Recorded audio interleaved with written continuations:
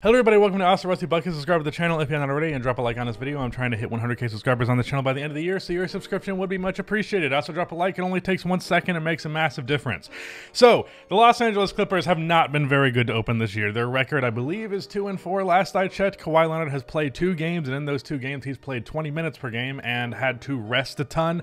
He didn't look good in those 21 minutes. Paul George is off to an awful start. Norman Powell is off to an awful start, although it seems as though he's turning it around.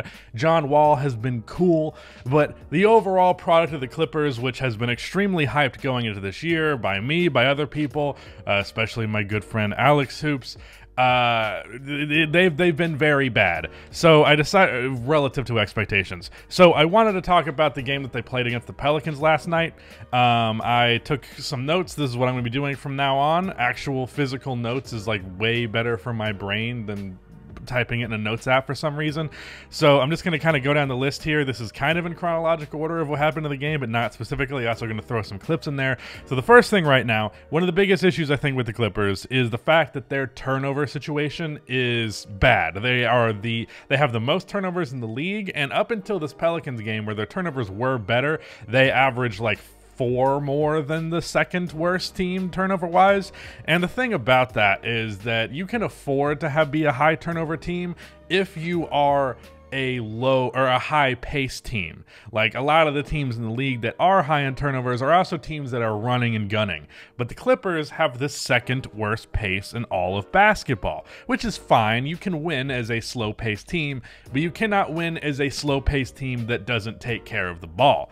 So here's a clip right here. There's a couple of clips of just some turnovers, nothing particularly unique about them, but it's just they gotta be better at taking care of the thing. And the thing about that is, because they're giving up so many turnovers and because their pace is as low as it is, they're giving up 13 more field goal attempts than to their opponent to them.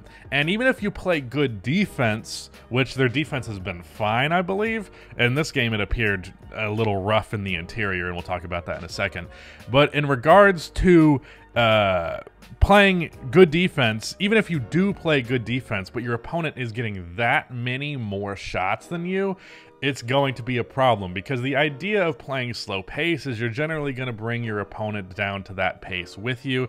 Obviously, I mean, that's what good low pace teams do, and that's what the Clippers, I believe, are capable of doing. But they're not slowing teams down right now while also being extremely slow, hence the difference.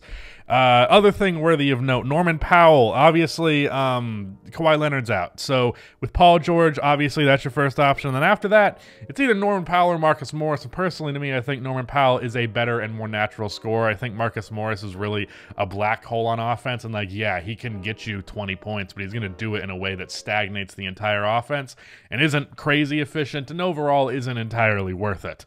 Meanwhile, Norman Powell really scores within the flow of the game, but so far, he is averaging 11 points per game, down from 21 last year, and he's doing so on 46% true shooting.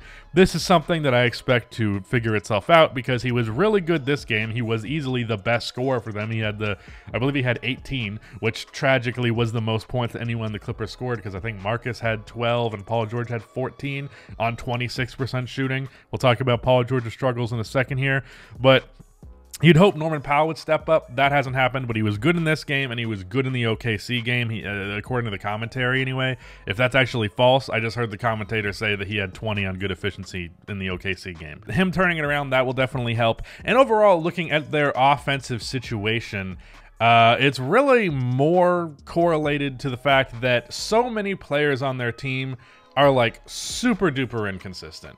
Like Marcus Morris is inconsistent, Reggie Jackson is inconsistent, John Wall is understandably inconsistent now because he hasn't played basketball in a year, and he was already inconsistent when he was in his prime. As someone who loved prime John Wall, inconsistency has always been a problem with him, and inefficiency.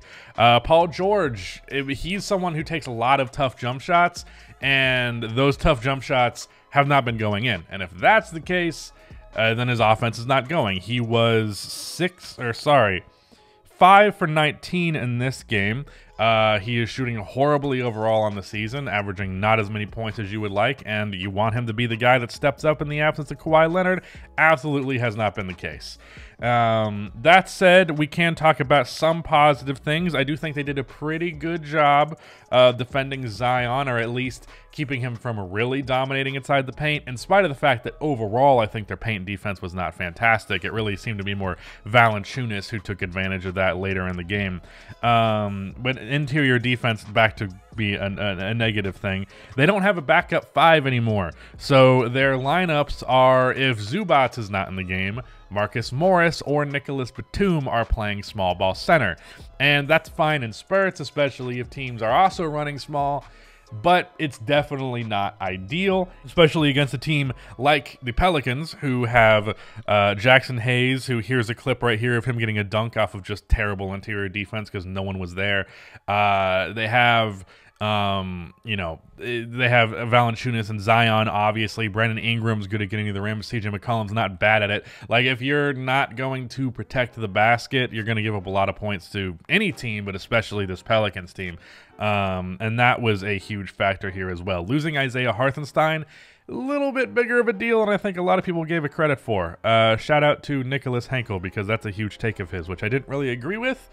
But I actually have seen it on display in this one, because not having a true big to come off of the bench can be harmful. Marcus Morris at center is really good for offense, not so much for defense, because even though Marcus is a fine defender and decently strong, he is not an interior defender, and he is not a shot blocker. Other than that, let me talk about the Pelicans for a bit, because there was some really good stuff from this one. First guy I want to highlight, I keep shouting out people, but fucking Mark Schindler on Twitter, who's I hope I'm saying his last name right, really, really, really good NBA writer, and you should follow him. He's been in love with, hopefully I'm pronouncing this right, Najee Marshall.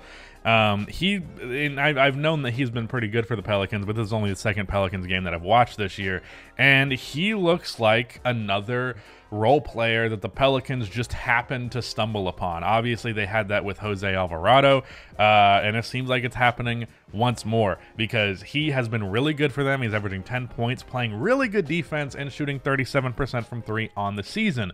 In this game, he had 17 points, and again, he played really good defense. Now, as bad as Paul George played, and Marshall definitely had an impact on that, I will say there were also a lot of jump shots that Paul George was missing that were wide open. So, and he was rarely open when Marshall was guarding him, but yeah.